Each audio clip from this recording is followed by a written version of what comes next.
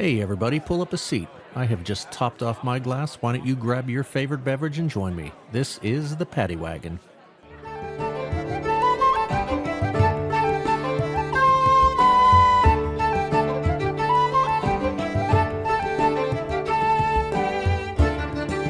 Ladies and gentlemen, welcome back to another exciting episode of the Paddy Wagon. We're going to see if we get all this right. We're joined by, I'm going to throw this part in, former MMA fighter, stand-up comedian, father of two, and the current host of Chewing the Rag podcast, which, by the way, I'm going to be honest, I had to look that up. I thought you had some weird tampon fetish. Like, I'm not going to lie, dude. I was like, what the fuck is Chewing the Rag mean? Chris Pickett, man, welcome to the show, buddy. Hey, thanks for having me, man. I appreciate it. You are not the only one to get confused as to what the hell chewing the rag means. Am I the only one who thought that? Nope. I wish you were, but nope. Oh, shit. I got it for the first time a week ago. Oh, it's so funny. And I'm listening, and I'm like, okay, I know this dude's not a weirdo. No, I mean, listen, if that's your thing, whatever, but nothing about tampons, nothing about anything like that. Just a lot of, MMA content and whatnot. Yep. So, but what I found out, kind of shooting the shit, chatting, whatever you say, you know what I mean? Just like whatever saying you use for just having a conversation. So, yep.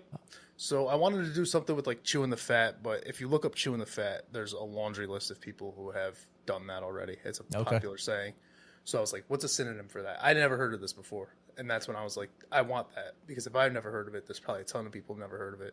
And that's why I went with chewing the rag. So it's funny you say that, because when you said chewing the, here, let me get a nice little sound of me pouring alcohol, because I usually pour it first. When I typed in chewing the rag, chewing the fat is what actually came up. Exactly. Yep. And it said kind of a synonym of that where, kind of the same thing. So, yeah, you want to have that nice name that nobody else has, and it's pretty tough to do. It is. And it's, it just sounds gross where I tell people like, oh, this is the podcast website. It's like chewing the rag. And it's like, what is that? What does that even? And I'm like, it's not what you think. But at the same time, use your imagination, because I find that funny. So yeah, hey, listen, just from now on, don't tell anyone. Just have them on and be like, listen, we're going to talk about some weird shit and just see if they bounce. Oh, well, hey, listen, before we get started, I wanted to kind of do something which I thought was pretty cool. And I think it's cool because Riverside FM actually is who I use. And we were talking beforehand, and that's who you use. You mentioned that you're kind of new to their platform. They were kind enough to send me a Riverside FM t-shirt. So I thought it would be cool of me to just give a quick shout out, say thank you. And listen, you'll find this out. It's a really easy to use platform. If you ever have to reach out, they've got good support. Actually, they also have a new feature which you can actually turn your face and your guest into babies. Have you seen a lot of those clips? I've seen those, yeah. Yeah, so there's a cool feature with that you can do. But honestly, my favorite part is the record quality. It's going to record locally for you, for me, upload it to the cloud, so you don't have to worry about bad connections or anything. It catches up, and overall just a pretty sweet platform. So I'm sure you'll have good luck with them. And like I said, thanks to Riverside for sending the t-shirt. I'm a cheap bastard, so I'll take anything I can get when it comes to clothing, especially stuff I didn't pay for. So awesome. Now back to the regular scheduled. Let's try that sentence again. Back to the regularly scheduled program. What are you drinking tonight? I know you mentioned you do drink, but you're trying to kind of get back into shape, so you may not be joining me with alcohol. What do you have? No, but I also, not really substituting with anything. This is a peach tea. It's not like I'm over here drinking anything healthy. It's got a bunch of sugar in it. So to balance that out, I was like, maybe I'll grab a seltzer too, as if that matters. Also, it's like, you should have just grabbed the damn beer. What are you doing? Well, it was funny because I'm like, this fucking guy's going to be drinking. Like anyone that got knocked out in their 26-second MMA debut. Which, by the way, love that little note you told me too. Oh my God. Knockout or tapped? Oh, it was TKO technically, but it definitely got stopped in 26 seconds. He was on top of me, just wailing. So. Just ground and pound, Yeah, it was interesting. So I'm in the Albany area of New York, and this was in the Rochester area. So if you're not familiar, it's about a 4 or 5 hour difference. So to even sell tickets to that event wasn't easy, but I got about 10 plus people to go. It was my debut. They wanted to support me, and they're all from this area. So you got to think 4 or 5 hour drive for them. And then I lose in 26 seconds. So they really did not get their money's worth unless they stayed for the rest of the fights, and I doubt. Oh, were you the opening fight? Oh, yeah. Oh, damn, dude. We were like one of the first. I believe I was number one, but I wasn't more than the third, regardless. Oh, it was a man. debut, so. I wish we were best friends because literally every time we hung out, I'd go, you remember that one time that you got fucked up in your MMA debut like you'd ever forget? Yep. That was about 10 years ago, and I still get that. So that's amazing. It doesn't. So what happened? Did dude just caught you or what? Yeah, so the way I didn't really plan on fighting, to be honest. I went and saw my cousin fight on accident. I actually went to go see a buddy fight. My cousin was on the card. He looked like shit. He didn't look good, but he won. And I was like, well, if he can look like shit and win, I can look like shit and win easy. The worst logic to use when entering a cage. It's not good. It's not good. So I haven't trained in a while, and I was like, all right, I'll do it at 205. I was about 255. I had 3 months to lose the 50 pounds. I weighed in at 204. All I did was hit a heavy bag in a garage, and I would meet up with a buddy and grapple and spar in a yard 2 days a week. That was my whole camp. Not a good camp, by the way. Wow. Prior to that, what's your fighting experience? No, this was a complete debut. Oh, shit. So no history of... I had a little bit of MMA training, but it was like 2 years. You don't really learn enough in 2 years to fight unless you're like dedicating that 2 years. I was just doing it to really stay in shape and learn something. I wasn't training to fight in that 2 years. And then it was about 2 years off of that I decided I would fight. And then it was just punching a heavy bag, grappling in a yard. And all of this can be confirmed. This is all 100% factual. And so I make the trip. I weigh in. I think I'm the most professional guy in the world because I made weight the easiest part, really. What weight class is that? Is that heavy or I know in boxing they call it cruiser. I don't know what they call it. Yeah, this is a light heavy for light heavyweight. That's right. Yep. So I weighed in at 204, and then my opponent walks up, and I was like, "Yeah, I lost whatever 50 pounds or whatever it might have been, but I just still looked like a sack of shit. It's not like I was like this cut, like I look good. No, you just look like you lost 55 pounds, but you didn't really gain any muscle or anything. Fucking saggy skin, just oh, like, yeah. Look at this, you bitch. I'm gonna strangle you with this fucking loose arm skin. My opponent comes in. I'm 5'9". He's probably about 5'7", and he looks like an MMA fighter. If you put us next to each other, you said, which one of you guys is the fighter? Him every time. He was bald. He was shredded. He came from like a really nice gym out there. He was training to fuck somebody up. Good. And he did. He accomplished that. So okay. Good for John. Did you know the guy you were going to fight, or that you saw him at that first time at the weigh-in? That was the first time I saw him. It was his debut as well, so I couldn't even find like tape or anything. He wasn't like a social media guy, so he wasn't posting training clips. He wasn't trying to do any of that. He was all business, and I didn't see him until he weighed in. Super nice guy. We stayed in touch after. He was super friendly. I met his wife and son at the time. Son. I don't know if they're still married. Okay.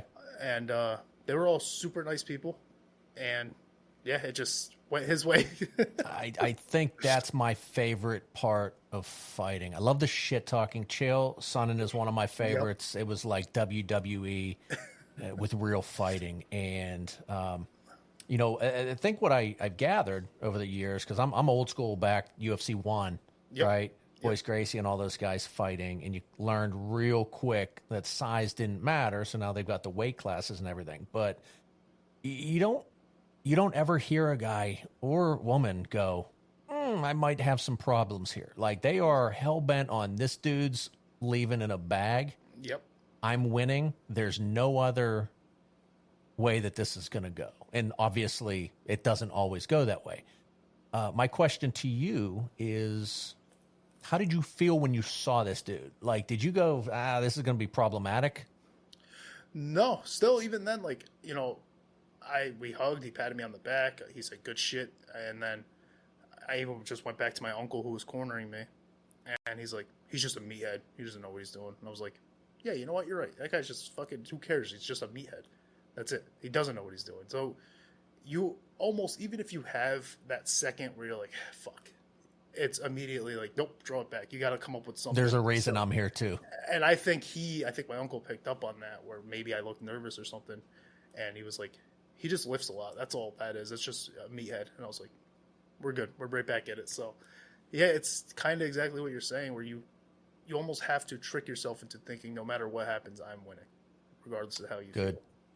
Well, listen, man, first off, nobody gets to talk shit that has never stepped into the ring. We'll start with that. So all your buddies, when they're listening, which I know there will be, you can joke, you can say whatever you want, but unless you got in the ring, you can only say so much, right? Yeah, exactly. That's one of those, I could do that. And same with stand-up, man.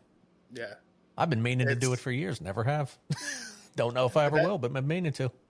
I think that's more tough, to be honest, because you really don't have as much control as you think when you're up there. You're the only person up there. There's no like two to tango. It's you and a crowd. And if you don't entertain this crowd, you feel it. Like, yeah, you might feel it. You're getting punched in the face, but you can cover up a punch in the face. You can punch back. I can't sit there in silence back to a crowd. I have to try to win these guys over in a crowd. Would you rather be knocked out or bomb? Oof. I'm going to say knocked out. At least you don't always remember the knockout. Everybody remembers when they bombed. Oh, shit. I listen to so many podcasts. I watch so much stand-up comedy. And I love, my favorite would be like any scenario where there's just a tough crowd, Colin Quinn, just sitting around and a bunch of funny people talking. That is the ideal situation for me, is whenever there's a group of funny people and we just all get to talk and just chat and have fun. But the moments when they talk about them bombing, which they happen to everyone, is just the best, because they've all got their own little story and the amount of detail that they remember. And these are people that have done thousands of sets, and they all remember the worst bomb. They all remember it. How bad was yours? Did you bomb, or because I don't think anyone's ever said, you know what, first one went pretty good. Be the different person. Come on, man. Nope, I've bombed, because when I first started out, and this was prior to, there was actually a book that helped me out, and I'll get into it. But when I first started out, I just thought the most outlandish thing will be the most funny thing. And that's not always the case, because not everybody shares that dirty humor. Even if it was something that I didn't really know was going to be funny, I was like, this might win somebody else over, so I'll say it, because that change of direction, you know.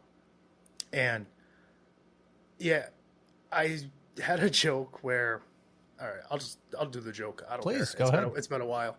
So the whole premise was I was having sex with a girl upstairs, and after sex she was crying, and I went downstairs to my aunt, and I was like, oh, I'm sorry, I just had sex upstairs. She's crying. I don't know what's going on. It was both of our first time. Did I rape her? Whatever. And my aunt starts laughing like she's probably just overly emotional. And the punchline is, I don't know what you're laughing at. It was your daughter. And dude. So it's like, and then it would be dead quiet. And to try to win them back, as if I had to explain the joke, I would yell, yeah, I fucked my cousin. And it's like, that's not helping anybody. But I was new. I don't know. You're just trying things. You're trying shit and you're hoping it sticks. So I'm going to give you my honest feedback on that. Okay, go for it. As long as you tell it right, yes. I don't give a fuck if anyone laughs. That shit's funny. That is really, really funny. But you have to craft that joke the right way. You have to get it right, because it's given the subject matter. It's a weird one if you don't. Yes. That's almost like a Jesselnick joke, where you just have to nail it, or it's gonna be bad. Oh, I love that shit. That's really fucking funny. See, I knew I liked you, man. That's the shit that I laugh at. See, listen, I was like, you're trying to, even if you're not trying to offend, you're trying to shock. You're trying to do something. There's a humor in everything. There is, and you have to find it. But I kind of changed it. I started talking like real life stories that were funny and things that happened to me that were funny. And that came from, it was actually a Kevin Hart book. It was an audio book I listened to. And he talked about how he was telling these jokes, and they were just punchlines, punchy.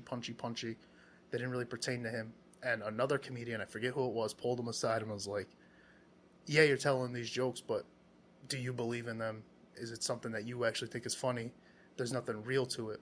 And then Kevin was talking about how he flipped. And if you listen to some of his stand-up when he got big, it's all jokes about his kids, family, stuff like that. And I was like, let me try that. I had a lot of weird shit coming up. So, So let me go that route. And I found that worked a lot better for me personally. You still do the punchy, like, haha, like, twist. But, yeah, I started doing more about my upbringing, and it's just, like, the childhood stuff that made me who I was. Yeah, and I think that's when you hear a comedian, and if you like them and you start to watch all their stuff, and then you start to listen to them in podcasts, and there's always something. There's something in the background. There's something fucked up a lot of the times, not all the time, but a lot of the time. Some people were just like, I want to be a comedian, and they focused on it, and they were great. And other people had some real messed up shit that happened to them. But the thing is that I've realized is that what's funny is relatable. Yes. If it's 100%. relatable, doesn't have to nail for everybody, because not all jokes do. I've heard really funny jokes that aren't funny. But in my world, I'm just like, that's funny, but I didn't laugh. Yep. But exactly. It's a great joke, but I didn't laugh. It's a good joke. And I can respect a good it's joke. a good joke. Yep. That's exactly it. But the thing that I get is just, there's also almost maybe some trauma back there somewhere that people were going to, and they pull it out. They make fun of it, which is therapeutic, I'm sure, for them, because I wouldn't say I have I think we all kind of have trauma. Somebody's got something. Yeah, there's nothing that jumps out at me as traumatic, but I very self-deprecating, sense of humor that I have, and I always thought Jimmy Norton was probably the best at that. Just trashing his little meat tits, or however he words it. It's just funny. And if you're a chunky person, you get it and you laugh. Yep. And if you hear a lot of his stuff and you've been in a situation like he's been in, you chuckle. And I think that's what it is. It's the relatability of the joke to go, I've been there. Or like you said with Kevin Hart, yeah, I've got a couple kids, man. I know what he's talking about. Yep, that's exactly it. Or even just when I was a kid, what was it? And there's things that you don't even think are traumatic. Like, to you, it was just life. But, I was telling a coworker, I was like, I didn't really have a living room. I was kind of just in my room all the time. I ate dinner in my room. We didn't have, my kids got lucky. We sit on the couch. There's family time. My dad smoked a lot of pot growing up, and he just didn't want it. So his solution, instead of stopping the weed in the house, was, you guys go to the back of the house in a room and lock yourselves up, and I'm going to stay in the front and smoke weed. So Daddy's about to get bent out of shape. Get the fuck out of here. So it was like, and my buddy's like, that's not normal to be. He's like, you got it really fucked up. I was like, yeah, I guess, but I didn't really think of it as that. I just thought me and my brothers are going to fucking hang out in the room together. You know what I mean? I guess it wasn't traumatic at the time. You are how old? I'm 32. You don't remember Dare, do you? Mm-hmm. Do you remember Dare? I remember Dare. Here's a great fucking story for you. One of my biggest fans of the podcast is my father. So fuck you, Dad. Here this goes. I've known what pot has smelled like. Let's see. I just turned 46 the other day. I'm going to guess I've known what pot has smelled like for 44 of those years. Yep. Probably all 46, but I don't know. And anyway, we had what was the desk room. And listen, I puff. I do not judge. I certainly don't judge that man, but him and his friends would come over. He was, younger when he had me. And it was always, do you guys want to go back to the office? As he called it, the desk room, which is a great name for an office, by the way. It's got a desk. And, let's just say that that cloud of smoke didn't stay in that room, and I'm sure it didn't always go out the window. So I always knew there was a smell. Yep. Never knew what it was. Never thought anything of it. Just knew there was a smell when my dad and his boys went in the back room. Have a younger sister, same thing. Anyway, DARE program comes to school, and they light up that synthetic marijuana, and, well, I'll be damned if that smell wasn't. What the fuck do I know that from? And my sister's like, that's what my dad's office smells like. To a fucking police officer. where in the district where I lived, and I was like, that's so fucking awesome. And what a way to get outed. So yeah, Dad, the desk room, here's to you, my friend. Oh shit. Even Isn't that now, awesome? Like, that's awesome. That's so funny because I can relate to that so much. It's like, except my dad had his own room. Your dad was like, you this is my house. You go find some other place. Yep. Well, speaking of dads, I have a question. I think that one of the things you mentioned was that you found out your dad, or I don't know if you said your father isn't your dad or your dad isn't your father. It's one of those kind of things. You put some quotes around that. So my question is did you find out through, hey, Chris, why don't you have a seat? Or did some fucking random guy show up with milk after 30 years?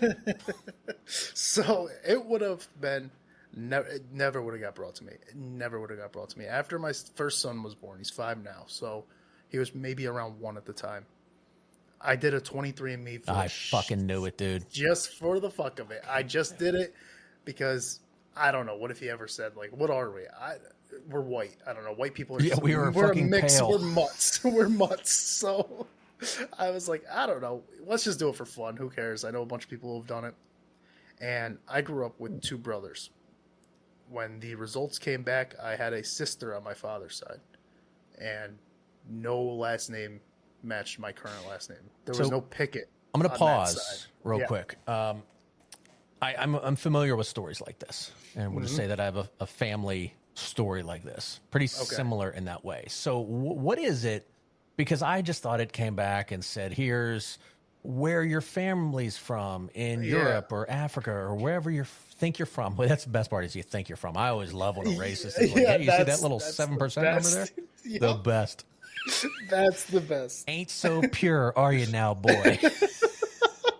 But like, I didn't know that it gave names. So you're telling me that it walk this through me again, because I just wanted to mention that maybe, 1, for you to give you my understanding of it, but 2, but any of the listeners, because I know there's a bunch of people out there that think it just shoots back and goes, hey, this is your DNA and your ancestry. That's what I thought. That's exactly what I thought. I never did this to discover if I had a second family. It was never the goal. All right. It was just, my buddy did it, and he was like, look at this. This is cool. It's like Norwegian Viking, whatever. I'm like, well, you look like a Viking, dude. I was like, I want to be a Norwegian Viking too. So I was just like, what the fuck? So I did that, and I'll see if the camera picks this up. I'll put this phone, I got the app right here ready to go. Oh, that's fantastic. So I'll put this up here. I don't know if it might just white it out, but. It's pretty, like you, it's pretty white. Yeah, I got to do it. But this picture right here is actually a female. Okay. It didn't look like anything, but it's an icon. It almost looks like a tree. Okay. And there's branches. Okay, so kind of like a family tree. Yeah, family tree. Gotcha. So, and on my father's side, there was that woman. Oh, pause. Yep. Your biological father? Biological, yes. Okay, gotcha, Yep. okay. So it doesn't really say, it just says somebody else, that's the other part of this, I'll explain. So somebody else obviously has to do it for it to pick up the DNA. So the father icon was blank because my biological father never did a 23andMe. Okay. But my biological sister did. So underneath that blank icon was this woman who is my age. So I reached out to my brother and I sent a screenshot and I said, this is interesting. We don't have any sisters. And he was with my mom. And instead of coming clean, she just goes, oh, that must be a mistake. And I was like, all right, hold on. Oh, so boy. Your side has these last names that I've seen before and no issues. This side is Dominguez and Ramirez and all these fucking Spanish names that I've never heard of before. But the dad side must be a mistake. And me having fun with it now, I didn't care. This was never the goal. But me having fun with it, I said, why don't I do this? Why don't I get everybody in your household 23andMe for Christmas? You can all do one, and we'll just see what it says. Maybe that'll fix the mistake. Oh, man. Because you knew at this point. Yeah, they're not going to fool me with that. Your story doesn't make sense that would be a mistake when your side is completely clear. My mother's side, I see these last names. They're all, I'm like, okay, I don't know these people, but I know the Duclos last name, for example. This side, none of these make sense to me. Okay. There's none of these match. So then she goes, all right, I'm going to come up. I'll talk to you. It didn't have to be this whole face-to-face, Mom. I'm almost, at the time, I'm 30 years old pretty much. It didn't have to be this. I didn't care. I'm not wondering who my real dad is. None of that. But yeah, she told me he was a Puerto Rican man. He is a Puerto Rican man. I did meet him since then. She says they weren't exactly sure, so they just never really pursued it, pretty much. Okay. But at the end of the day, love means more than anything. Yeah, no, you know what I mean. I still barely. Like I said, I've met this guy, but we're not hanging out every weekend. I don't call him Dad. I call the man who raised me Dad. I kept his last name. Like my son has that last name. So it never changed anything for me. It was just funny, and now there's a Puerto Rican flag above me that you can't see because my buddies can't just let anything be. See if I can. Oh my God, that is fucking awesome. Your friends are fucking assholes, and I love them all great. dearly. They're great. They came by, and he goes, I got you something. And I started opening this package, and I thought it was just boxers. I thought it was Puerto Rican boxers. And then I'm opening it, and I lift it up, and it's a flag. And my wife just looks, we're not hanging this in the house. And I was like, I am. Yeah. I don't know where I'm hanging it, but it's going somewhere. Sorry, dear, but there's some things that are going to change in this house. And mainly, it's going to be our intake of empanadas. Yeah. That's going right there. That's so fucking good, dude. Well, I'm glad that it wasn't traumatic because that fucks shit up for a lot of people. But like I said, I mean, again, it's easier said for me. Listen, I've never taken one of those tests. Yeah, I'm not anti one of those tests. I'm not one of those people that's like, they're going to track you, get your name in the database, which, let's be honest, they 100% are. We have this right here. I mean, it's not. It's still kind of cool to know. Yeah. But I've never had to uncover something like that and go, well, this fucking doesn't make any sense. And what's your mom's background, ethnic-wise?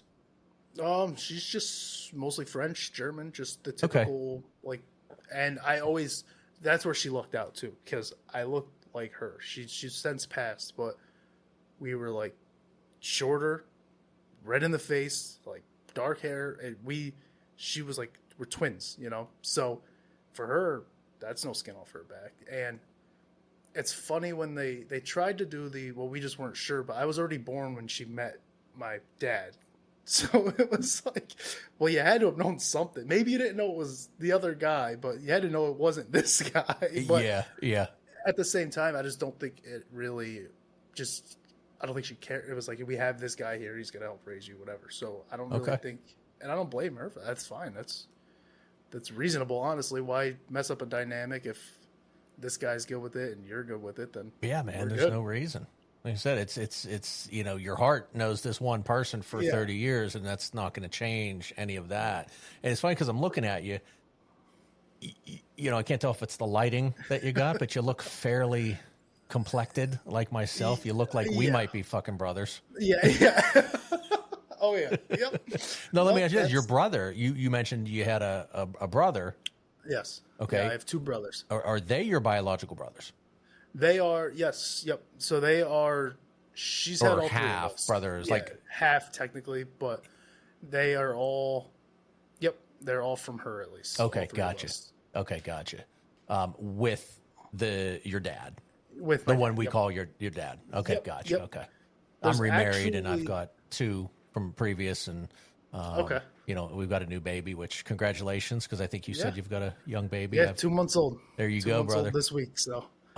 It was funny when I read your thing. It's like, I got a 5 and a 2 month old, and I'm going, you're 5 month old and a 2 month old. This fucker's full of shit. That doesn't make any sense. And I'm like, 5 years. Yeah. Yep. Too much pot. Not right, but yeah. It's like, well, that math doesn't make sense. But that would be my biological dad. Yeah, my kids were like, half, and they were trying to figure. It's like, is it a stepbrother? Like, what is this? And I'm like, it's a brother. Like, that's just call him your brother. Yeah, you want to be technical? Half. Yeah, but we don't do halves in this. We house. don't do we that. Do love. my youngest brother, he's not a kid, but he's mentally a kid. He's just got some issues, but he's in his 20s. And he reached out to me. He goes, I don't care if you're adopted. I'm still going to love you. I'm like, I'm not fucking adopted, dude. We have the same mom. I was like, the fuck are you talking about? I don't care if mom found you on the street. You're my favorite. Like, he just created this whole thing that it was like, what the fuck are you talking about? You got you signed up for Make-A-Wish and all this shit. Like, Jesus Christ, dude, I'm fucking okay. I'm good, man. I promise. Oh, fuck. That's so funny. Shit. Fuck, dude. He was so serious. I was like, he's calling me, and I'm like, he doesn't fucking call me. He'll message me on like Facebook or something if he needs something, but he called me. I don't care if you're adopted, you're still my brother. I'm not adopted, dude. I love when people try to be supportive. Yes. And they do it in a way that makes it worse. Because you're like, you're going, dude, it's okay. He's like, no, man, I love you. Fucking Make-A-Wish. We're going to get John Cena to come see you, and it's going to be fucking awesome, and nobody's going to stop loving you. And you're like, dude, I didn't think anyone was. It's so good. And it's fucked up because when I was probably like 8 years old, and my dad's dad, he's a piece of shit. He's just a shit human, garbage human, whatever. But on holidays, we'd still get dragged to go see him. And he didn't even want to, but he's being cordial because of his sisters or whatever. So, and I remember when I was about 8, he was like, oh, you're not even he was drinking. He's like, he's not even my grandson. And that's when it was like, because immediately mom jumps in. She says, yeah. But I'm 8. I don't care. I just fucking brush it off, whatever. And then all these years later, you're like, you fucking asshole. You're such a scumbag. Fuck now you, I want guy. to do I a don't care if you were right. Man. Fuck. God damn it. This is, I know people that have done them. Now I want to do one. Well, they're bankrupt now. I don't know where my information shit. went. I don't know where that spit is. What are the ones that are still around? Maybe Ancestry. Ancestry might still be kicking. It's gonna fuck it's gonna fuck my my podcast up, dude. I got this Irish flag behind me. It's the Paddy Wagon. I'm gonna be Dutch and some shit. It's like, well, this fucking sucks. I don't know, man. I can't possibly be. I've got to have some Irish. Yeah, there's no way. I've got to have just some. Looking at you, there's no way. You're good. I think you're safe. I think we're solid. I think you're safe. I mean, I wouldn't have expected Spanish from me, but it's all right. We got that. Yeah, that's what I'm saying, man. I'm not, but I expect different things. I expect some black. I expect some Hispanic. I expect all different types of shit in Europe because I think that's just the way things have evolved over time. It's just what makes sense. I don't see another way. Yeah, the same person that gifted me that flag, he's honestly he's brown. He's Puerto Rican, but he's probably the whitest guy I know. He's just personality-wise. And he goes, when I told him what happened, he goes, that makes sense for your hips. I'm like, what the fuck did you just say to me? He goes, you can dance really well. And then he gifted me that flag. I was like, what the fuck are you It's so good that you had a Puerto Rican friend to do that with you. I know. I've seen you move, man. I've seen you move. Well, I'm pretty certain I'm white based on my dance moves. Yeah, see, I think he's onto something when he said that. One of my last episodes was a conversation, and I was talking about how I met my wife, and I'm just like, I am an atrocity on the fucking dance floor. Yeah. Like there's no fucking Puerto Rican in me. There's no black. There's nothing if we're basing it on my fucking dance moves. It's like this dude is whiter than shit. Looking for your next movie, documentary, or TV show to binge? Tired of seeing the same 20 movies recommended over and over? Well, look no further than Momitu. Momitu helps you discover often underserved content. Some of the best films you've never heard of are out there waiting to be enjoyed. Don't let the algorithms and big budgets tell you what's up next. Momitu has over 10,000 hand-curated titles, all free, all the time. Momitu, more for me and you. Oh, fuck. That's an ugly hat you have, by the way. I meant to bring that up earlier. Thank you. It's like really boxy. Is that what you're saying? It's awful. I hate it. So it's fucking stupid. So it was the draft hats, and I was like, these draft hats are cool, like for all the teams, not even just this one. But then I got it, and I'm like, why is it so, like, this is a box. It's like. That is like a 1980s Bill Parcells type. Yeah, it is. Hat. And it's not intentional. I didn't do this. So for the audio listeners, this ugly hat I'm talking about is a Cowboys hat. I don't give a shit about the shape of the hat. It's just the Cowboys, man. Like we just don't like them. I'm wearing my Steelers hat because of this guy. You're a Steelers fan. It makes sense. I will say this. Let's be honest. I think I'm going to catch shit over this one. I think you guys are more Super Bowl. You guys are closer to a Super Bowl than we are because this Aaron Rodgers shit and these idiots that are building the team in Pittsburgh. I don't think they know what they're doing. So what is it with Pittsburgh that they can't just have two good wide receivers at the same time? Why is it like, let's trade for DK, but then get rid of Pickens? And it's like, why can't you just for once just put it together? So I think our problems go back. And listen, I've never scouted NFL talent. Same, but, I guess. Right. So let's start with that. I am not an expert. And anyone that's listening, if you are, please challenge me. I'm sure you'll be right. But I feel like there are psychological evaluations to be done on all of us. And now I don't know how involved these things are. But from my understanding, George Pickens was an asshole in college. Mm-hmm. Okay. Mm-hmm. And he's fucking still an asshole now. Yep. And I think that if you went back and looked, you go, yep, the work ethic, not there. The attitude, not there. The team player, not there. But the dude can catch a ball. He is extremely talented. And I just question whether it's worth it. You get all these people on the same page and go, I want nothing but to win, and we're going to do it. You don't see that horse shit with teams that win. No, you don't. You just don't. True. That is true. I think good for the Steelers to get rid of Pickens because he needed to go. Shame on them for drafting him. But the fuck were the Cowboys thinking? Like, that's my thing. Like, what have you seen on tape other than this dude's good that makes you think this is going to work? I don't know. That was interesting. My buddy hates it. He hates the move. For Absolutely, me, you should. For me, I'm just like, it's already fucking here, so let's just hope for the best. I'm not going to say whether or not I think it's a great move, but he seems to be enjoying himself for now until week 3 when he doesn't have the targets he wants. That's wonder why he's not going to have the fucking targets. Yeah. So because you have a better receiver. Yeah, we have one of the best. It's CeeDee Lamb, So I don't know. Man. It doesn't make sense to me either. I don't really understand their mindset. I do wish the Steelers didn't go Aaron Rodgers, and they got another wide receiver. Well, they have what, Calvin Austin or they still have Austin. They've got they still have Austin. So obviously DK Metcalf, which the whole thing, everything started for me, which is okay. We got Wilson. I'm fine with that. Okay, we get Russell Wilson, and then we get Fields, and so we're giving up draft picks.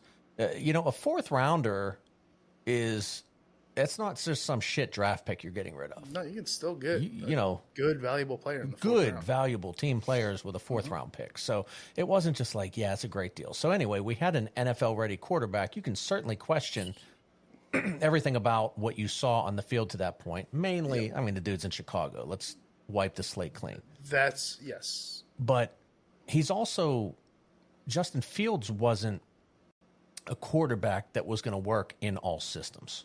You build an offense maybe like you'd have in Baltimore or something like that, and I think Fields excels there, or any other run first kind of Philly. Anything Philly is a better fit. And so his season happens. Wilson's gone. Fields is gone. And it was like, well, what was the game plan? Did you just give it up? Why did you even bring Fields in? So those picks are now gone. They're somewhere else. And then we've got now Aaron Rodgers, which I didn't watch the Steelers last year or the year before that or the previous years and ever go, you know what we're missing? We're missing a really good receiver and a quarterback. Like, they are not a good football team. So DK Metcalf for $150 million, at the time they signed him, they didn't have anyone to throw him the ball. Correct. Now they do, if they can block for this poor soul. That's the other thing. It's like you got a 1-year rental on a guy who's just got pretty beat up with the Jets. He just came off of that injury and then played that last season, which he he wasn't terrible last season, but he took some hits, and it definitely is going to impact him. So I don't really know what their plan is. I don't even know if they know what their plan is. No, they don't. What's going to happen after this 1 year rental? You're going to have a frustrated DK again because there's no quarterback. Do you plan on getting that quarterback? And by the way, to answer your question, I think that's why Pickett's went away, because that's just too much. But still, it's the same thing. But I trust Aaron Rodgers to at least get Metcalf the ball. Oh, yeah. More so than the other options. Yeah, I think so, too. But, yeah, I don't know. You'll have fun with him. You'll be frustrated with him. He'll be bitching by week 3. Oh, yeah. I'm just hoping it's like, at least make it fun. You bitch and have fun. Don't bitch and give up on plays. Do your Georgia thing. Go punch somebody if you really. Do you like Dak Prescott? Yeah, I'm actually a big Dak Prescott fan. I don't hate Dak Prescott, and I also don't think he. I kind of laugh at him because, again, the playoffs show up, and then at the end of the day, is it a scheme thing? Is it overly changing things for the playoffs? I think Dak is a great quarterback. I think he's a really good quarterback. I think he's definitely overhated. I don't think a lot of the issues fall on him, but unfortunately he is a quarterback for Dallas, so it's always going to fall on him no matter what. It's like the fucking Yankees, dude. There's just certain teams when you play for them, you've got to do certain things. Yeah, and but he's handled it in a way that I think that's what makes me like him, is I don't know if everybody could mentally deal with the stuff that he dealt with. It's a lot. Still perform. Oh yeah, dude. He still performs. I just wish he's the one guy where that's the guy I want the championship for, because more than anything, he's taken so much shit. Yeah. His brother, his mother, and then the fan bases everywhere. Just give him a damn ring. Get him a ring and shut you the fuck up. Yeah, I don't love also with the Steelers. I questioned. I wasn't sure about the Jalen Ramsey. Yeah. Or Minkah Fitzpatrick didn't make sense to me. We seem to have more depth at corner. They know something. Obviously, I don't with that move because it didn't make so much sense that I'm missing something. Again, Minkah Fitzpatrick, by everything I've ever seen, is a stand-up human being and a hell of a football player. Jalen Ramsey is a phenomenal cornerback, but again, you're bringing something into the locker room. You can, again, see it all day on highlights and in interviews and whatever. I like the shit talking, but I didn't understand that move either.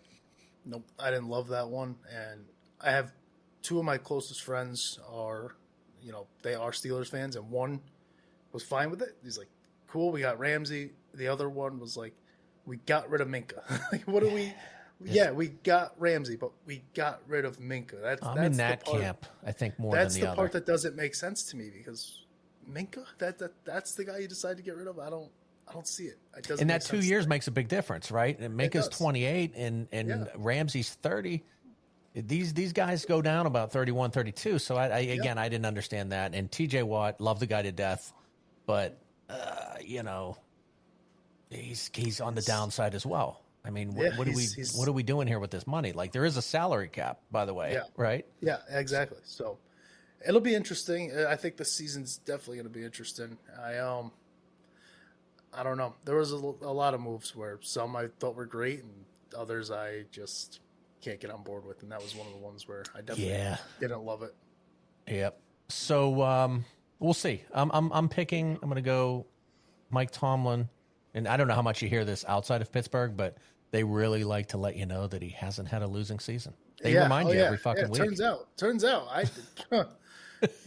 Never mind the bunch of 8-8s. It's like, I get it. It's not a losing season, but it's not really a winning season. The king of average. Even. I don't give a fuck. Broke even. We're not about average here in Pittsburgh, just like you guys aren't about not winning Super Bowls in Dallas. That's it. If win a Super Bowl and then lose 3 seasons, I'm going to remember that you just won a Super Bowl 3 seasons ago. I don't give a fuck that you had 3 losing seasons after, because you got a Super Bowl hangover. It's fine. Just try to turn it back around. I'd rather say the Steelers are terrible than go, meh. How are the Steelers this year? Meh. They were not bad. We didn't have a losing record, so we didn't lose. Well, thank God we didn't lose. We didn't fucking win either. All right. So who's you have got to hate the Eagles, I think, more than any.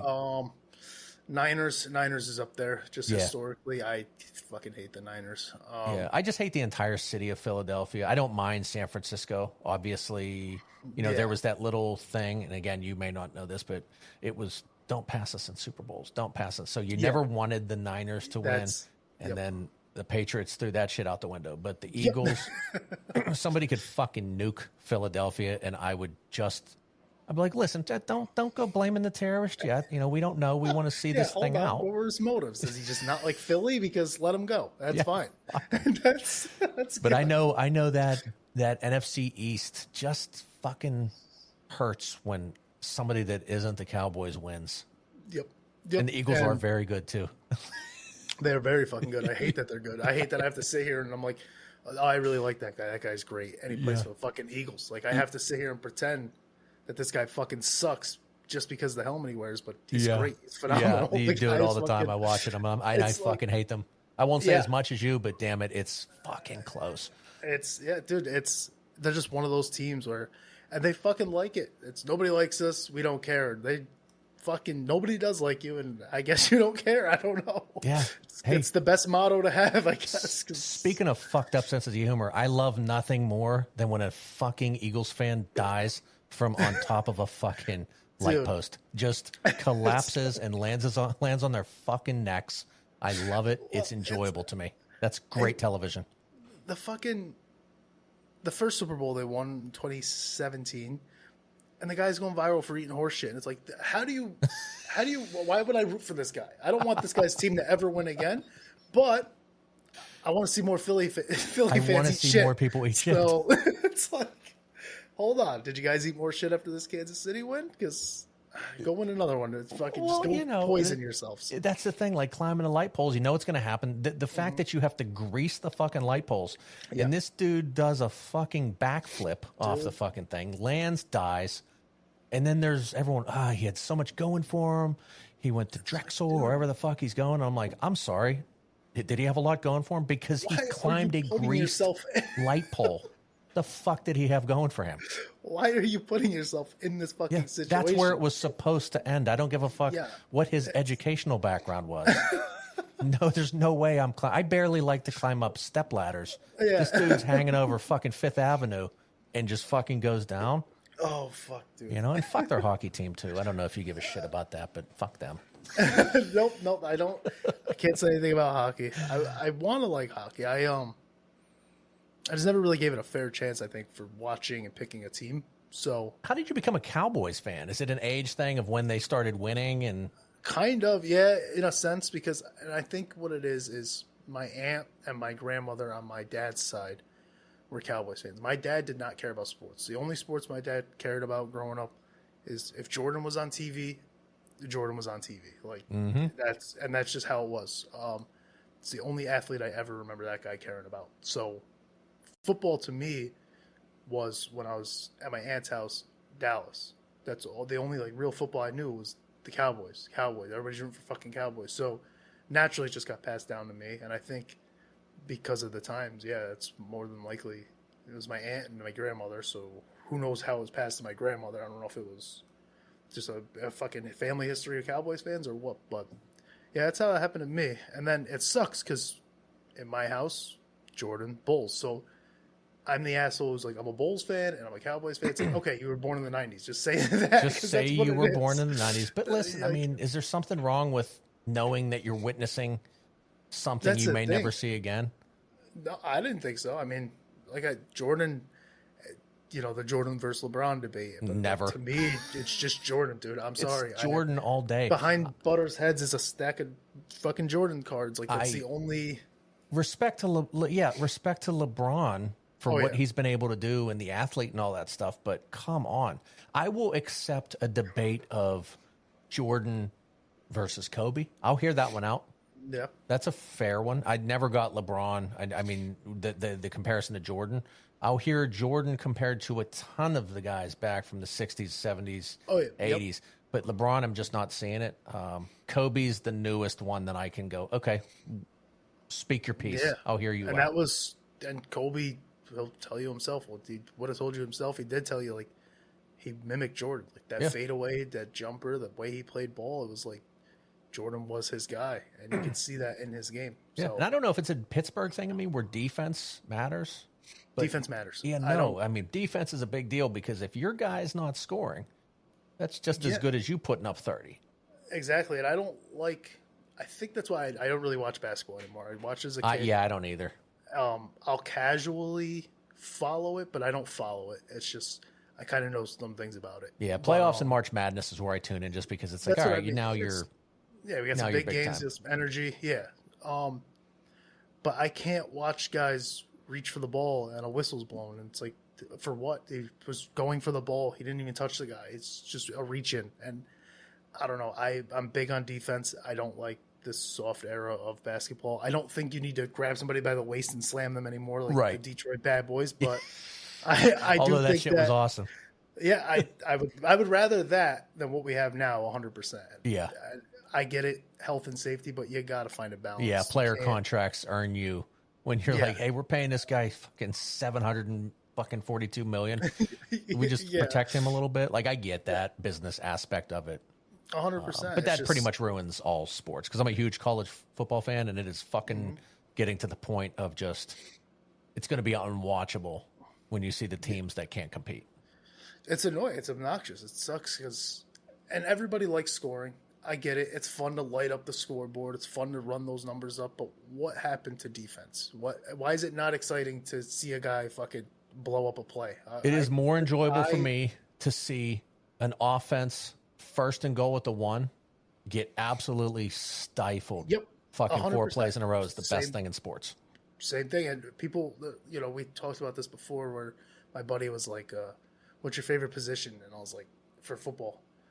And I was like, it's probably like a strong safety. I love a nice fucking, those back in the day guys who you come over the middle, you're going to get fucking blasted and you're going to regret doing that. And I understand helmet to helmet sucks. And but dude, you need to make people aware that like there's a risk for coming into my fucking zone. You're not just going to be able to come over here and I'm going to fucking step out of the way because it's a flag. Mm-hmm. Like there was a play for the Chiefs, and I forget what team they were playing. It might have been the Bears. I don't remember. And this guy was coming full head of steam, and he ran past Patrick Mahomes. Past him. Mahomes was a runner at the time. He was moving forward. He ran by him at the risk of, if I run into this quarterback, I'm going to get a flag and move them up 15 yards. And it's like, why? What? Make that guy fucking... Okay, not want to run again. And I'm throwing this ball. I'm a quarterback. I'm going to be a quarterback. And... So football's still watchable, luckily, but like basketball, anything like that, I'm not super. Yeah, it's too soft. Well, I mean, James Harrison, who played for the Steelers, he was interviewed once and he said I try to hurt somebody every game. And he got so much shit over it. He's like, hold on. I said I try to hurt people. I didn't say I try to injure people. There's a difference. Correct. Right? Correct. You come in my fucking home, I'm going to fucking ruin you. And then you're going to remember next time I should probably have a couple extra blockers over. Like you're changing a game plan based on where somebody's standing on a field. It should be a scheme. It should be a chess match. It should be even fighting. Like if somebody grabs somebody's arm and they have them in an arm bar and they're cranking it, the goal isn't to snap this guy's arm. I would rather you just tap so I can fucking let go so you have your career still. Yeah. But if you don't tap and this ref doesn't chose step in, this. I have to break it. And you see it. You see people, people go unconscious all the time because they don't tap to chokes. People's legs get broken from a heel hook or, something pops, a knee bar, just anything. And it's like, I didn't want for that to happen, but at the end of the day, I'm here to win. I got you in this position. It's the right thing for me to do. I'm not just going to let go because you didn't tap and then we're going to continue fighting. I'm in the dominant position. I'm sorry about your arm. Fucking tap next time, please. Who's your favorite fighter ever? Oh, Demetrius Johnson's up there. I love Demetrius Mighty Johnson. Mouse. I love Demetrius Johnson. I used to really like Chad Mendez if we're going like a little bit older. I'm a GSP guy, man. Always GSP I have as I don't think John Jones is the greatest of all time. I have GSP and then Mighty Mouse and then Jones in order. And it sucks because Mighty Mouse was tiny. He was a small guy, but if you put Mighty Mouse in a bigger guy's body and don't take away his abilities, he fucks up anybody. The dude was just... And I like the guys who... I like trash talk, like you mentioned, Chael Sonnen. I really like Chael Sonnen. But I also like the guys who are very like GSP. If you see GSP dressed, not unclothed in that fucking headband ready to go, but if you just see him down the street, he looks like a guy. But that guy will fuck you up. He will fuck me up.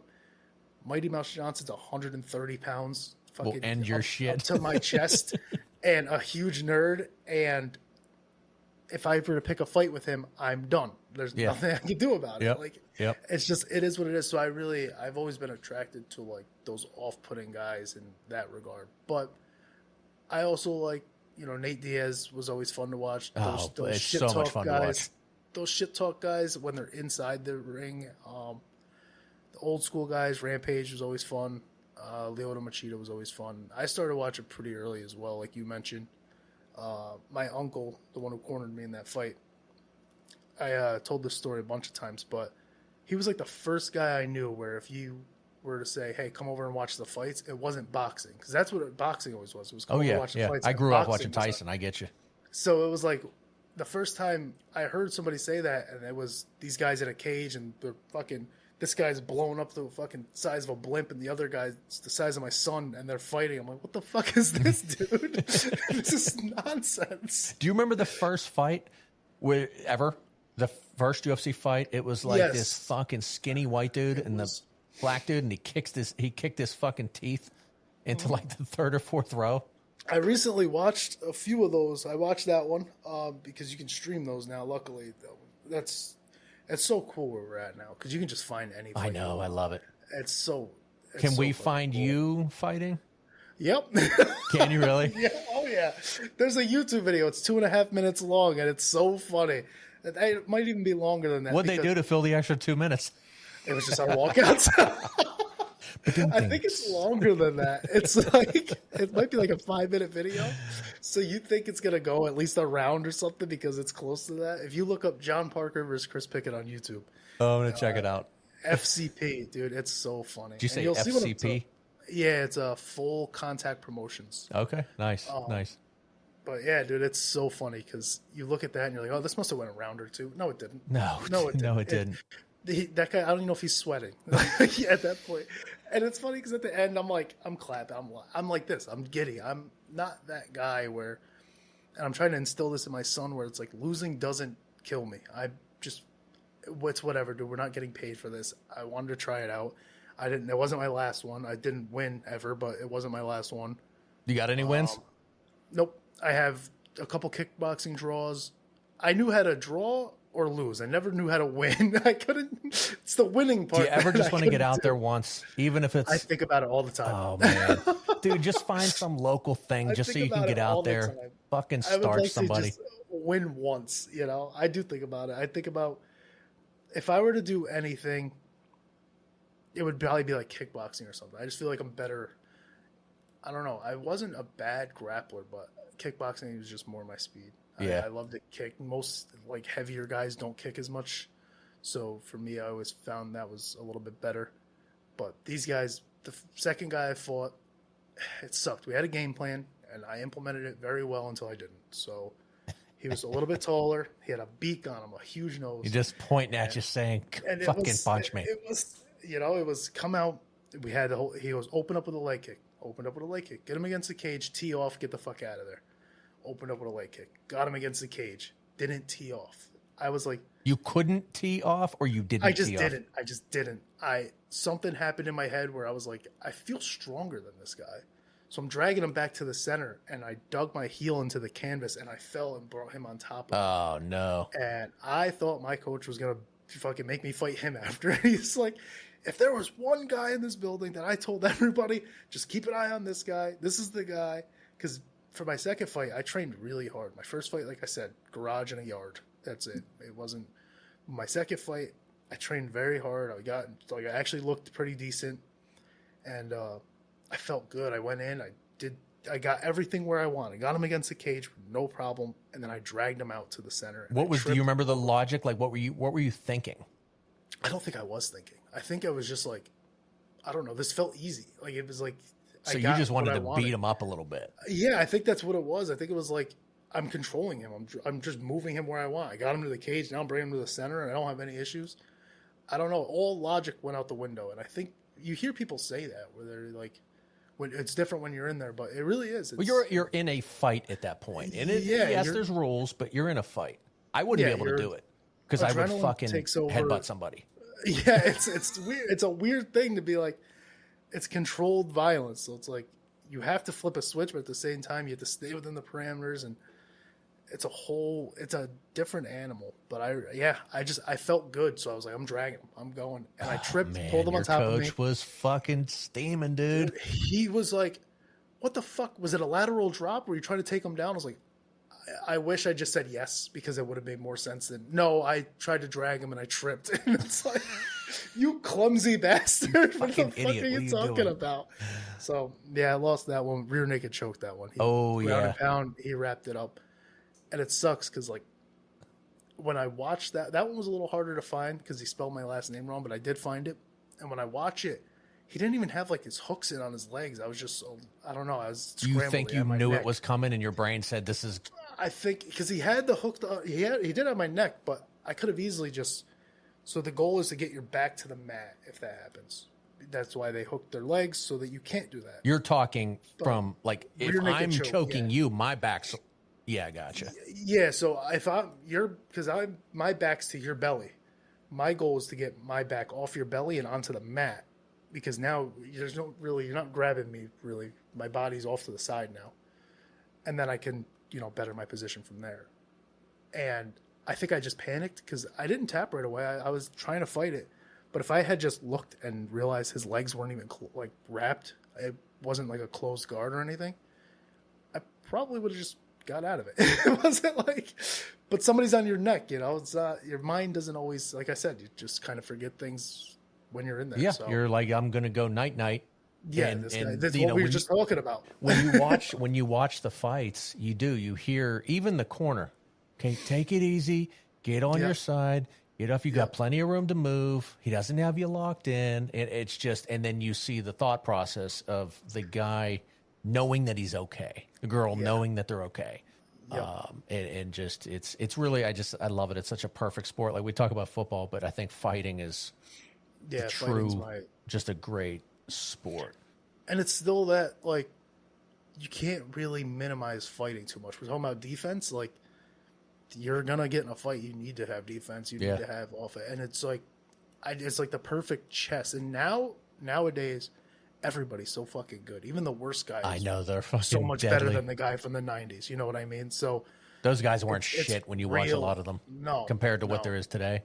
No, and it's that's like the biggest thing is everybody's skilled now. Yeah. Even the worst guy is fucking very talented. Yep. So no Habib on your list, by the way. You didn't put his name out there.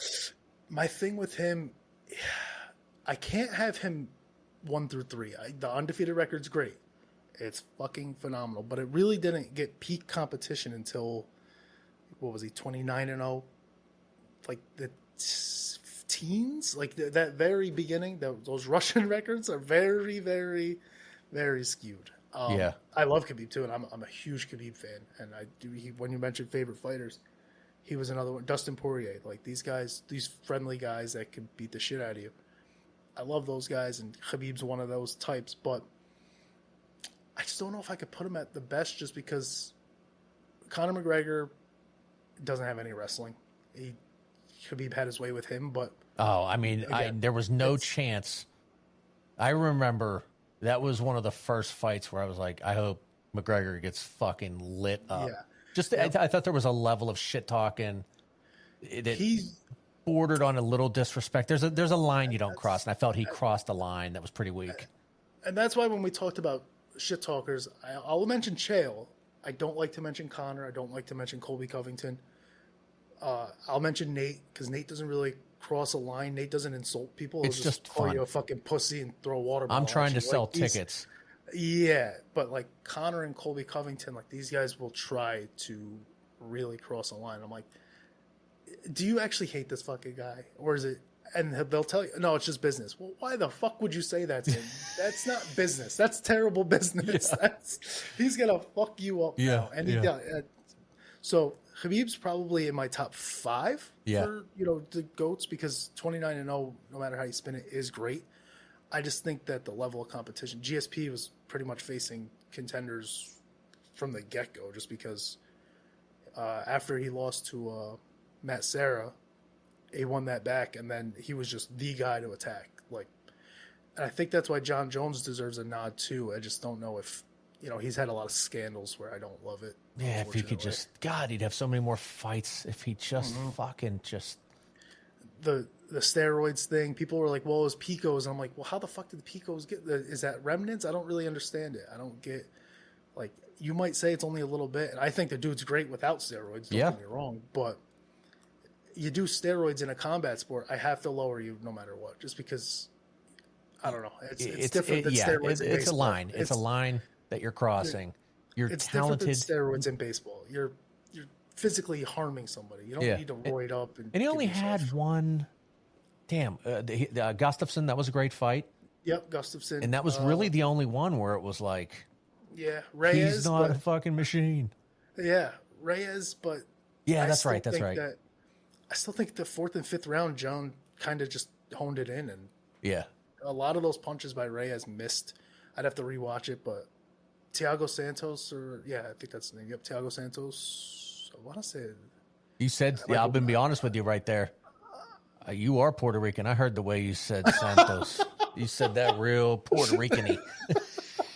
It comes and goes. But it's like, that's crazy because I don't even remember if that's his name, but I think it is. I don't know why. Yeah, he's not fighting in the UFC anymore. It is. I think he's doing better. I remember a lot of the names, and then it's like, fuck, what weight class were they? Who did they fight? Yeah, it's tough. It gets to the point where it's like, I get names mixed up all the time, or I'll combine names. I do that a lot, and I'm like, oh wait, that's 2 different guys. Sorry. Yeah. You have any fights you wish you would have seen that just never happened?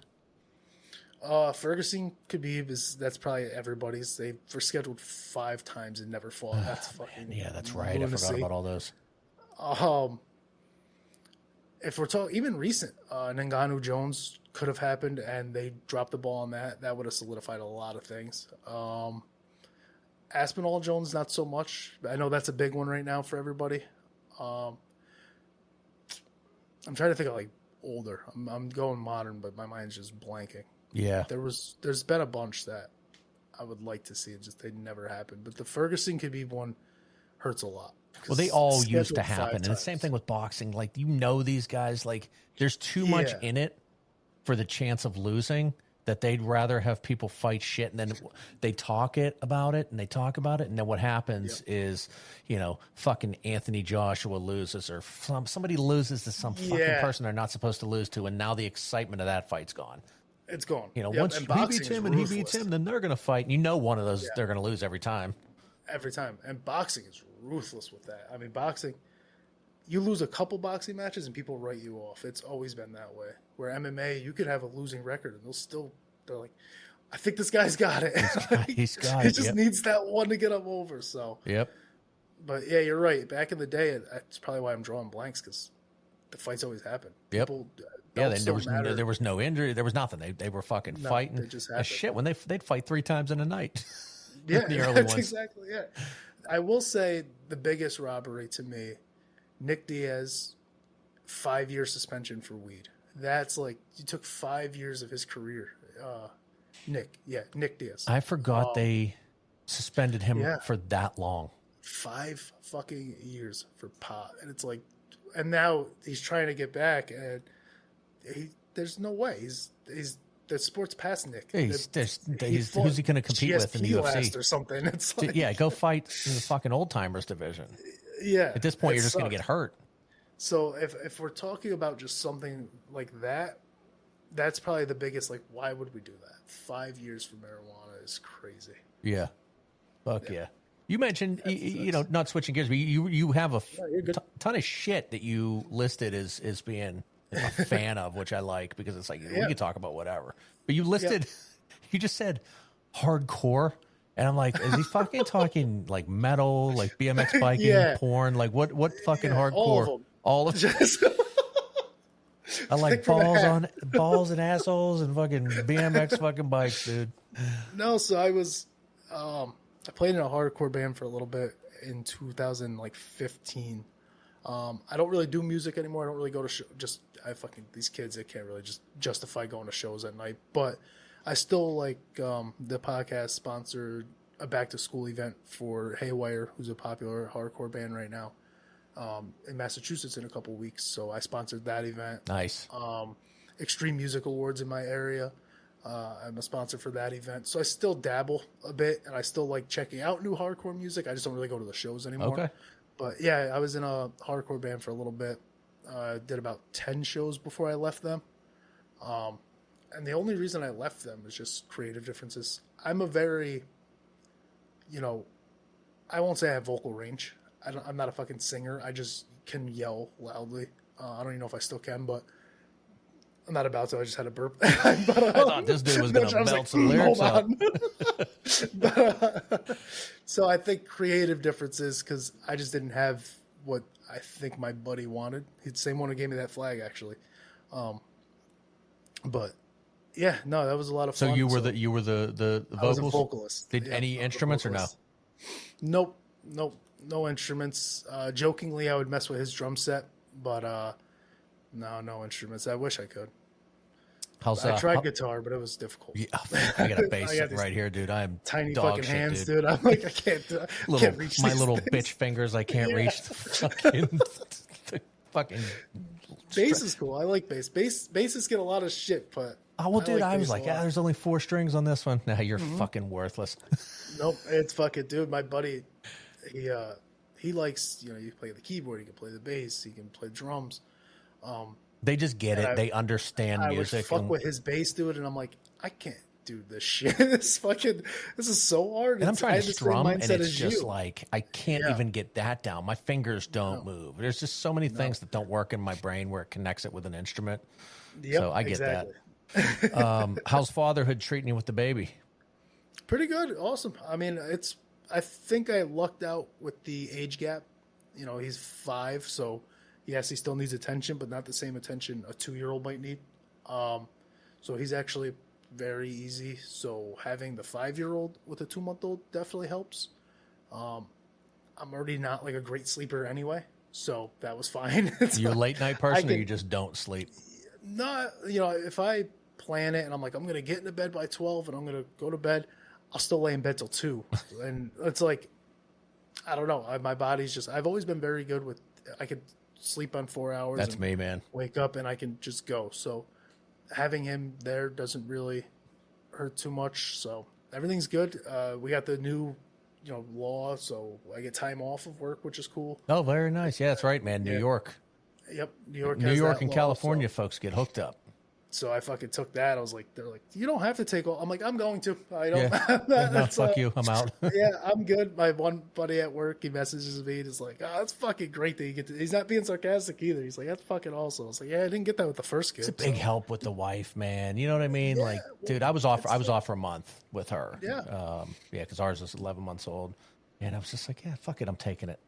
Yeah, and they could have let me take extra, but I work from home too. So it was like, I can. Oh, that's awesome. I can set time aside. I don't work I'm only 10 minutes away, my job. So I work in like a logistics for an exhibit house type thing is the easiest way to put it. Okay. So Comic-Con, for example, if we'll just say Lego has an event, we will tech these things before we send it, make sure we have all the pieces for it, set this thing up, set up the display, take pictures, whatever, load it onto the truck, fill out the ship report, yada, yada, yada. So it's not super difficult work, but it is physical. And to do that and then come home and I have to help her and then help that, it's like, why don't I just take the time, be here? My mind's not there. I can focus on the shit here, get this shit done. And how long do you guys have off in New York? So I had 12 weeks. I'm not even back yet until a month from now, pretty much. Nice, man. So it's like, really helpful. And again, it was like, I told my wife, I'm like, if after 2 months, after 8 weeks, we feel like we're in a good spot, it's not like I can't just go back to work if I need to. But you have to, once you choose to go back, then you're back. Then you're back. Yeah. I think, no, because my cousin didn't do his in full and he had 3 paid weeks off. Oh, really? Okay. So, yeah. New York, it's not the perfect place, but it's got some things where it's like. Yeah. Well, I'm in Pennsylvania, and I mean, my colleagues in California, they can roll their vacation over and all this shit. And I'm like, what the fuck? Like, we can't do that. Fucking crazy. Like, that's horse shit. No, New York's pretty good about some things. It's definitely not ideal for most things, but we got some things right. Well, some things work out in your favor, some don't. You just got to take little victories when you can get them. That's exactly it. Just look for that silver lining. Yep, that's all you got to do with anything in life, man. What else is going on with you? Anything good? No, just staying busy. We're trying. I think with the time off, I've been pretty good with getting back on. So we knew the baby was coming, and I was looking at my recording schedule and whatnot, and last episode I did before these last few I put out, I didn't put out an episode for a full year. So I noticed there was a gap. I was curious. So if you go to my YouTube, there's not only a gap, but the background always changes. So in these thumbnails, and it's because we were redoing the house. So we lived in a downstairs apartment, and we had an upstairs neighbor. Upstairs neighbor moved out, and my in-laws own the whole place. So they said, just take it. So we now have the upstairs and downstairs, but nice. We didn't want to have just two apartments. So how do you do that? I took the kitchen out upstairs. The woman upstairs was a smoker. She lived up there forever. Oh, so boy, fucking get that stuff out of the kills on the fucking wall and all that shit. She had carpet in the house. So you're ripping that up. So it got to a point where it was like, I just got to fucking hone in, focus on that because this baby's going to be here. So, but I was still trying to do episodes. I was moving the desk and the computer room to room. And then it was like, no, we're not doing that anymore. Hone the fuck in.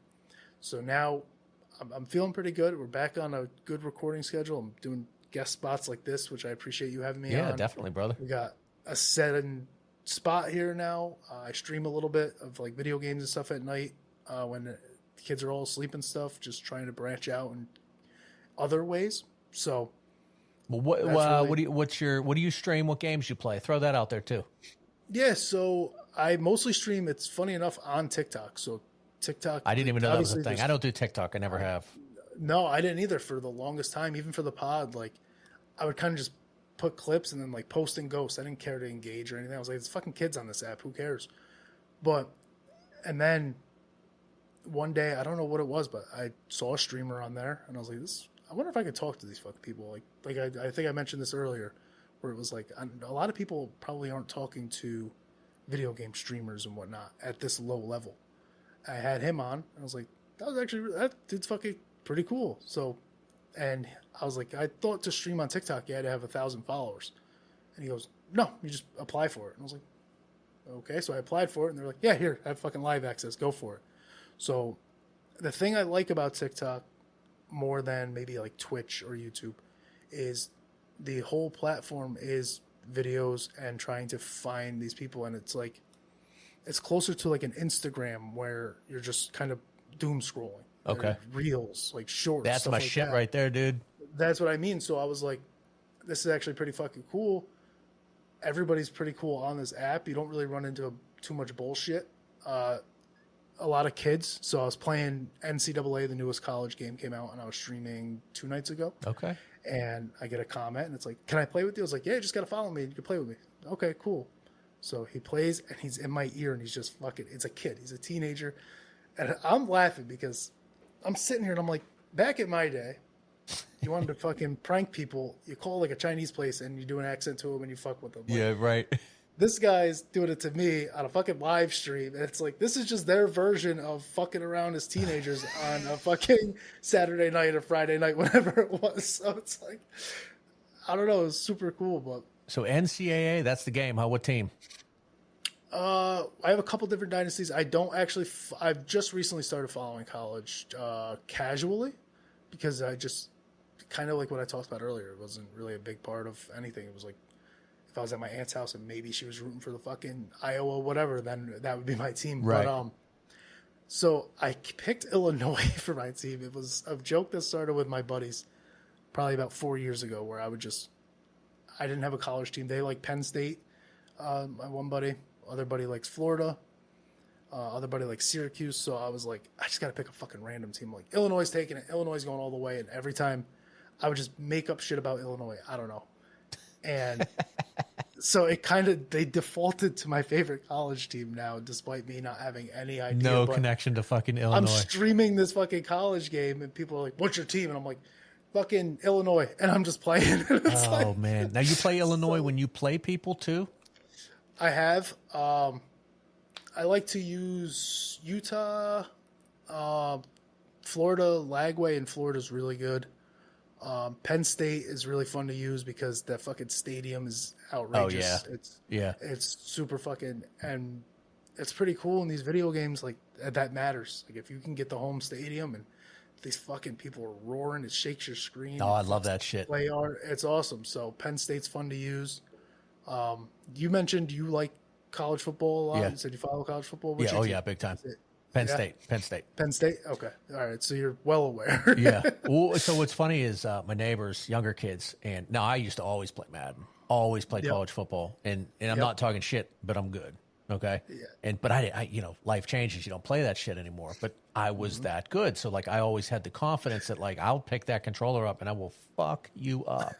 So the kid next door, I didn't even know they had an Xbox, and he mentions, got College 25. Yeah, fuck yeah, that's right. I heard that was coming back out. I'll fuck you up if we ever play. Now they look at me like I'm the old man. Meanwhile, in my head, I'm still fucking 20s. Yeah. And he kind of laughed, and I said, none of that was a joke. I was like, I will fucking ruin your day, dude. So they invite me over. I go over, and we do I don't know if you had played a long time ago, but the rules were you hit random 3 times. Yes. Yep. And you get to pick the 100%. Best of those 3, or if you don't, you have to be the next team you pick. You get that. Yep. And that's it. So you're fucking stuck with UConn or whatever. Yep. And but I told this, I was like, I'll fuck you up. And so we played. First game, I think I was WVU and they were somebody else, and I just couldn't. He had his audibles set. He had all this shit. He had the playbook, and I'm like, I kept it close, right? Yep. But he fucking ran the score up on me. Oh, God. I was within a touchdown, and I said, I got you, dude. Like, you beat me, but I got you. Run it back. And he was Texas, and I was Penn State, and I fucking dropped 50 on him and fucking just blew him out of the building. And I was like, yeah. So I was like, you just got your ass beat by somebody who hasn't played this game. And this isn't like a week after it was released. Like, it was out months. It was out. Like, fucking curb stomped him, and it was the best feeling of my life. That's how I feel with like Tony Hawk games. So, growing up, I played video games, but I was super late to like online gaming. Yeah. So, me and my brother, we were trapped in our room. We would get, when people were on Xbox 360, we were still fucking playing like Nintendo 64 and shit. You know what I mean? So, we were playing like split screen Tony Hawk's Pro Skater 2. Like that's what we were playing. That new one just came out too. I think they re-released it. So and I'm like, that's the one game where I'm like, I'll beat ass in Tony Hawk still, just because that's what me and him did. He's the only one I knew like locally that could compete. And when I first met my wife, she's like, oh, I have the GameCube here. So I was like, oh, what games you have, whatever. And she had a Tony Hawk game. I was like, I don't think we should play that. It's like, I think you might want to play anything else. Anything else would be better for you. And we played it. She's like, what the fuck? And I was like, that's like the one autistic trait I have is Tony Hawk's Pro Skater. Like, if you think 500K is a lot, you're not keeping up. Like, I'm sorry. That's so fucking funny. Dude, I will go, my all-time favorite is probably football. But then like close second is like online Grand Theft Auto. Oh, hell yeah. And I will go into that. I know it's frowned upon, and I don't give a fuck. I will go into lobbies, and I will go into group chat and just listen to the lobbies, and I will fly around in the helicopter, the Akula, if you know the game. Yeah. And it's stealth, and I'll pop out of stealth, hit somebody with rockets, and then go stealth. And I will have, I'll try to find them, and I'll send them to you. But I used to anyway. I think, unless they deleted, I have death threats. Like whole messages of, I hope you die of fucking cancer, you prick. I hope your mother dies, you fucking kids. So fuck you. And it's just like, I'm like, okay. Yeah. All right, man. And then I go, what happened? Why are you messaging me? Who is this? And you're like, fuck, I was doing a delivery. And I'm like, who is this? I'm not even playing right now. I said, I think somebody hacked my account. And I just have these random sidebars with these people. And they're like, it's you. And I was like, who? What? Oh, GTA? dude, I'm not playing so that. Good. It's so good. Just such a dick. Yep. I fucking love it, though. I love it. Well, I'll tell you what platform do you play football on? TikTok. So if you what system do you play on? Console, sorry. PlayStation 5. PlayStation 5. They don't do cross play on that, do they? They do. Do they? Actually, they do now, the newer ones. Okay. The newer ones, so they started experimenting. Even Madden didn't do crossplay until like last year or the year before. And when the new college game came out last year, 25, they started implementing that. I didn't know that. And now 26 and forward should all be nice. Well, I'll tell you what. How many streamers do you get? Or not streamers, you know what I mean?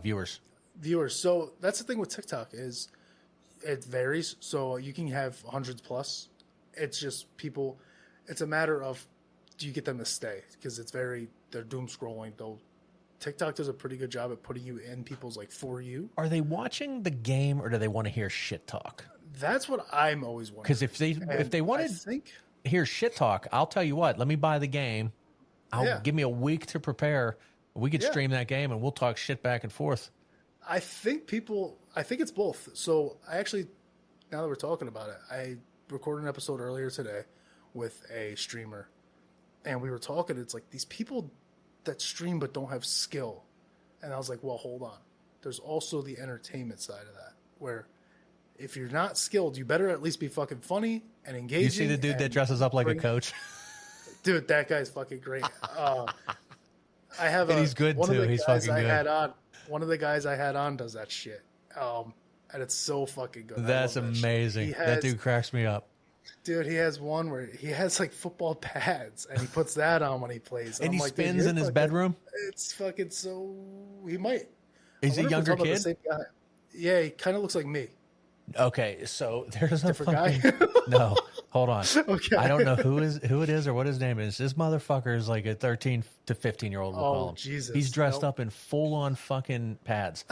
So what he does, right? So you're a PlayStation guy, right? Yep. So I think circles probably still spin, right?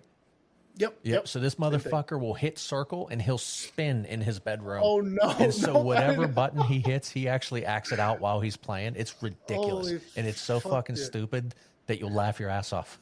That's so good. You ever see, now that we're talking about that, so there's these guys that'll play COD. And if he throws a smoke grenade, he'll have a fog machine go off in his house.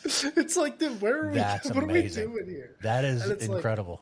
There's ideas like that where I would never think to do it, and then it's like that's so easy. Like, why wouldn't you think to do that? That's awesome. It's just you just need that one thing that makes you different, right? And I've yet to find that because I'm just like I do this podcast, and I get 1,000 listeners or I got 10. I'm having fun with it, but I just don't have that one thing. That's like, why the fuck should I go watch this dude? I need a fog machine and fucking football pads, and people. I'll just be a fucking hit. But no, I think you're right. I think the shit talk aspect, even if the skill isn't what they're there for, they got that engagement. Talking mad shit and getting blown out by 60 would be so funny too. Yeah, exactly. My buddy's like that. He has a say. It's like you talk shit now, you pay for it later. I love it. I don't think I'm actually gonna win, but I'm gonna talk my shit. I'm gonna talk shit. Until I lose. You're gonna hear about it. Yeah, nice. Well, listen, man, it's been a lot of fun having you on. You're a good dude. Like I said, like the show, man. Was listening to a few episodes. Definitely, if you're an MMA fan, and listen, he'll chat with anyone. But the MMA episodes that I've listened to, I like them. Why don't you go ahead, just kind of wrap it all up for us? Tell us where to find you, where to follow you, where to listen, and like I said, the streaming aspect as well would be great. Yeah, man. Thank you so much for having me on. I appreciate it. Chewing the Rag podcast everywhere. So not really everywhere, but anywhere. YouTube, not tampon Spotify. Related. You got to not tampon related unless you want it to be. Shoot me a DM and I'll send you a video. So Spotify, YouTube, Apple Podcasts, Amazon Music, Chewing the Rag podcast. And then TikTok, it's just Chewing the Rag podcast as well. And a better way to sum everything up is if you go to chewingtheragpodcast.com. It has all the platforms right there. Beautiful, man. Love it. Well, like I said, appreciate you stopping by. It's been fun chatting with you. And we got a new friend here, and hopefully I can get this game, and we can definitely do some cross-play here in the future. Like I said, I'd love to hop on a live stream if you're down. I'll talk mad shit. I don't know if I got you, man. I never played a streamer before, but always down for the challenge. Hell yeah, man. I'm looking forward to that. Hopefully we get it done. Yeah, definitely. All right, brother. Good chatting with you. We'll talk soon, man. Hey, thanks, Mike. Bye.